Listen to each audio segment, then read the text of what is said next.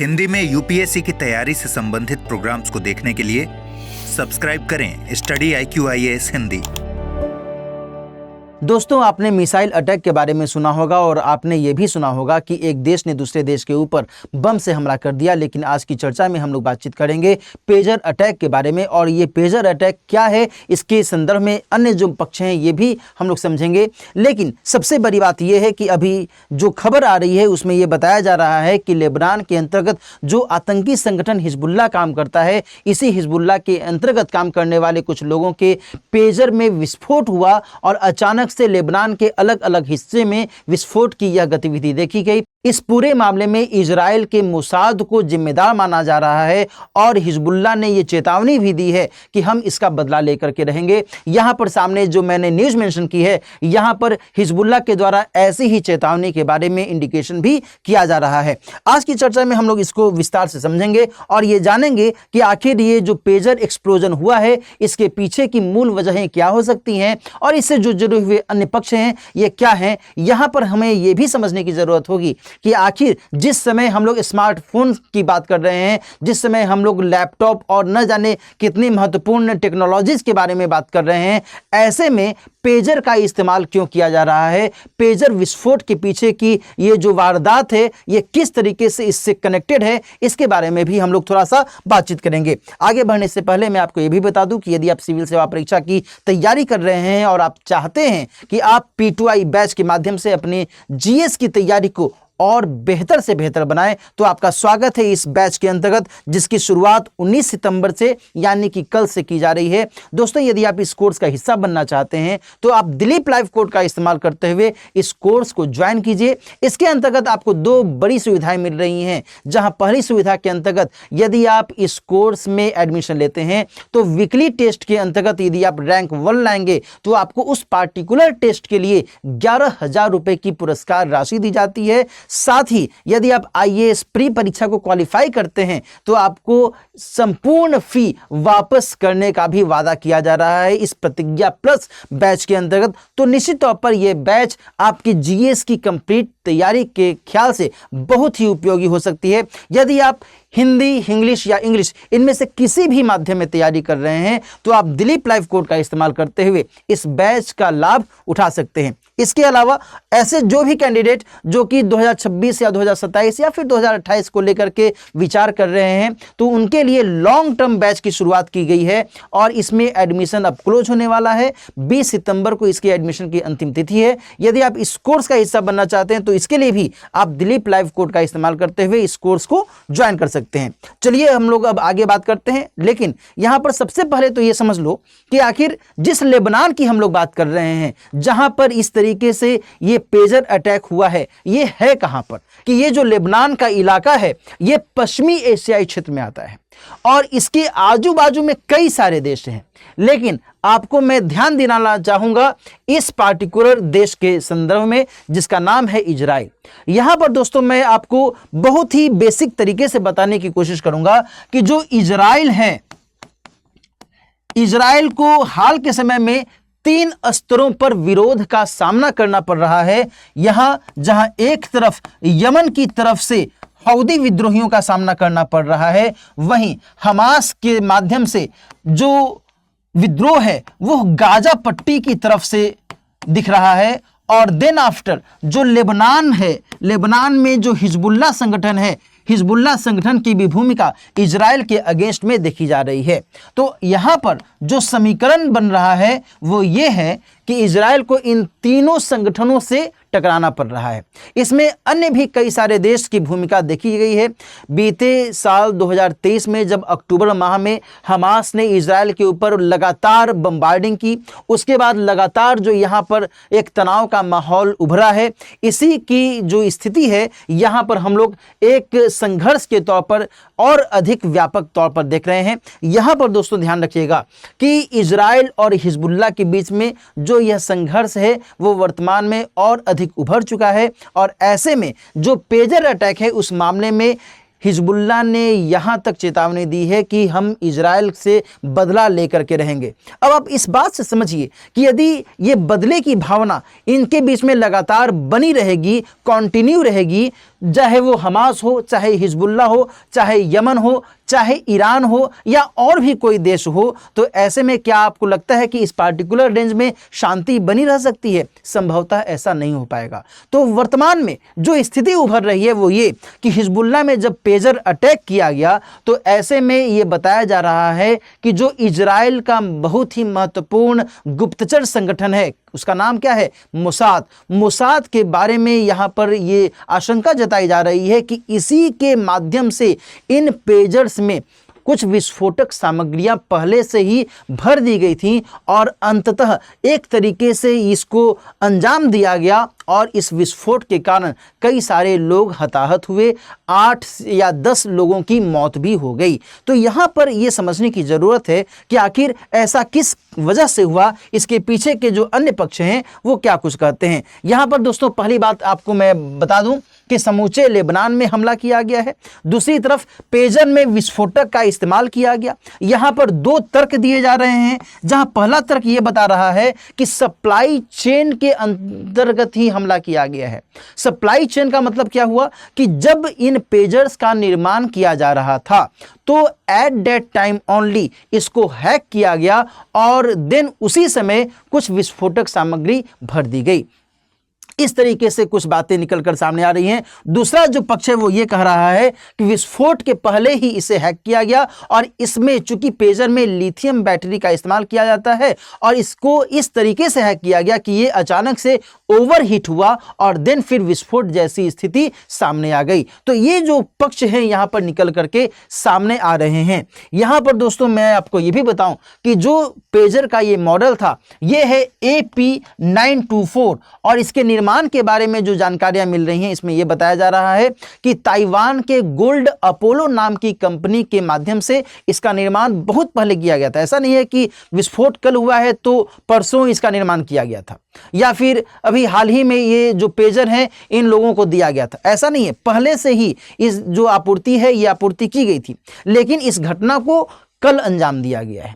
यहां पर एक बात मैं आपको ये भी क्लियर कर दूं कि हिजबुल्ला संगठन के अंतर्गत जो लोग काम कर रहे थे उनको ये पहले ही बताया गया था। लगभग फरवरी के आसपास की बात है, फरवरी 2024 के आसपास की बात है, जबकि ये बताया गया था उन लोगों को कि देखो भाई तुम सब लोग मोबाइल फ़ोन का इस्तेमाल मत करो।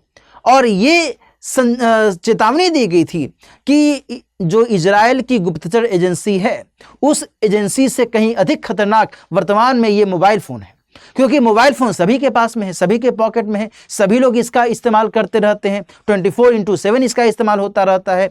तो ऐसे में मोबाइल फ़ोन को हैक किया जा सकता है, मोबाइल फ़ोन में कुछ ऐसी सामग्री फिट की जा सकती है जो कि हमारे लिए नुकसानदेह हो सकता है। तो बेटर ये है कि इन मोबाइल फ़ोन्स को आप तोड़ दीजिए, फोड़ दीजिए, बर्बाद कर दीजिए, आप उसे कहीं छोड़ दीजिए और देन फिर पेजर का इस्तेमाल किया जाना शुरू किया गया। अब यहाँ पर सावधानी से समझिएगा कि आप ये सवाल पूछ सकते हैं कि सर पेजर का इस्तेमाल क्यों कर रहे हैं वो? पेजर ऐसी क्या बला है जिसका इस्तेमाल किया जाना चाहिए? वो मोबाइल फ़ोन का इस्तेमाल कर सकते थे, वो सैटेलाइट फ़ोन का इस्तेमाल कर सकते थे, है ना। वो स्मार्टफोन के न जाने कितने कितने वर्जन्स आने लगे हैं, उनका इस्तेमाल कर सकते थे। तो यहाँ पर इसको हम लोगों को समझने की ज़रूरत है। इसके पीछे की कुछ अलग तकनीकें हैं, ये यहाँ पर उपयोग में लाई जाने लगी थी और इसीलिए इन पेजर का इस्तेमाल किया जा रहा था। दोस्तों जब यहाँ पर ताइवान के गोल्ड अपोलो के द्वारा निर्माण की बात कही गई है तो फिर यहाँ पर जो एक जानकारी मिल रही है उसमें यह कहा जा रहा है कि देखिए साहब, दरअसल ये हमारी कंपनी के द्वारा ताइवान में नहीं बनाया गया है, दरअसल इसका निर्माण यूरोप में किया गया है, यूरोप की एक कंपनी के द्वारा किया गया है जिसके पास में ये अधिकार था कि वो इस गोल्ड अपोलो के नाम का इस्तेमाल कर सकता है, यानी कि इसके ब्रांड नेम का इस्तेमाल कर सकता है। उसी के द्वारा ये निर्माण किया गया है, हमारे द्वारा विशिष्ट तौर पर इसका निर्माण नहीं किया गया है। ये पक्ष निकल करके सामने आ रहा है। अब यहाँ पर एक सवाल ये उठ रहा है कि आखिर ये यूरोप की कंपनी कौन है? कौन सी कंपनी ने इसका निर्माण किया, इस बात के बारे में खुलासा नहीं किया गया है। लेकिन ये जो संदेह की स्थिति है यहां पर उभर रही है। ये जो सामने आपको मैंने चित्र मेंशन किया है, यही वो पेजर है जिसका इस्तेमाल किया जाता था और इसी में विस्फोट किया गया। आज से लगभग 20 साल पहले, 25 साल पहले, 30 साल पहले, जबकि मोबाइल का कोई क्रेज नहीं था, मोबाइल का इस्तेमाल बहुत ही रेयरेस्ट ऑफ रेयर केस में किया जाता था, तो एट दैट टाइम फ्रेंड्स ये इस पेजर का इस्तेमाल किया जाता था। आपके जो पापा या फिर आपके जो दादाजी वगैरह हैं उनको शायद इसके बारे में जानकारी होगी।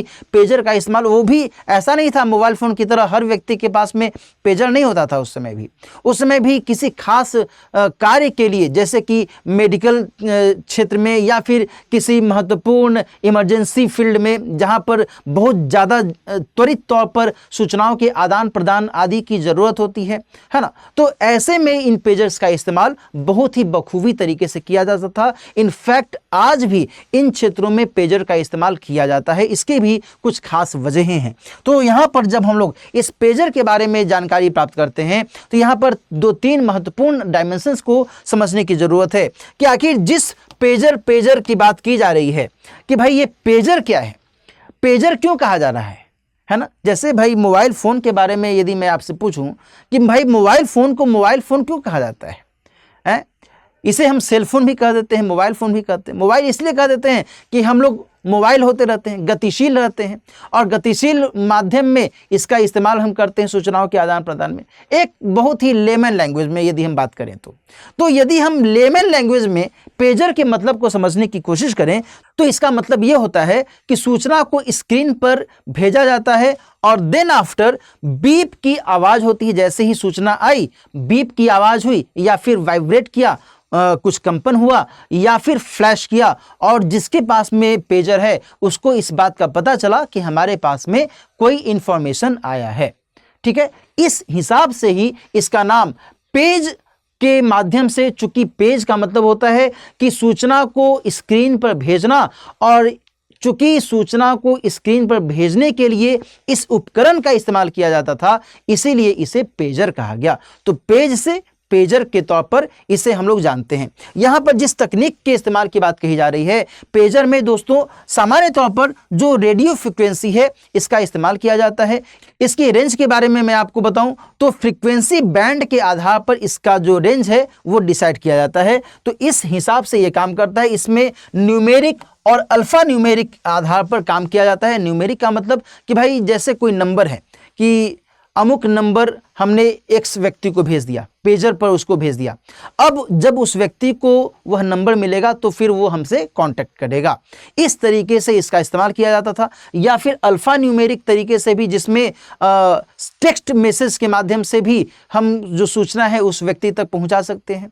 इसमें ध्यान रखिएगा कि वन वे पेजर का भी इस्तेमाल किया जाता है। जैसे हमने सूचना तो भेज दी, अब उसको वहां पता चल गया कि वह जो व्यक्ति है वो हमसे मिलना चाहता है या वो हमसे कुछ बताना चाहता है, तो फिर वो उससे संपर्क करेगा अन्य माध्यम से। यह जरूरी नहीं है कि 2 वे कम्युनिकेशन हो जाए। तो यहाँ पर इस तरीके से इसका इस्तेमाल किया जाता था। यहाँ पर जो इसके इस्तेमाल को लेकर के बातें हैं उसमें ध्यान रखिएगा कि सामान्य तौर पर, जैसा मैंने आपको शुरू में भी हिंट किया कि हेल्थ के क्षेत्र में या फिर इमरजेंसी के क्षेत्र में जहां कहीं भी इस तरीके की आवश्यकताओं को महसूस किया जाता है वहां पर पेजर का इस्तेमाल आज भी होता है।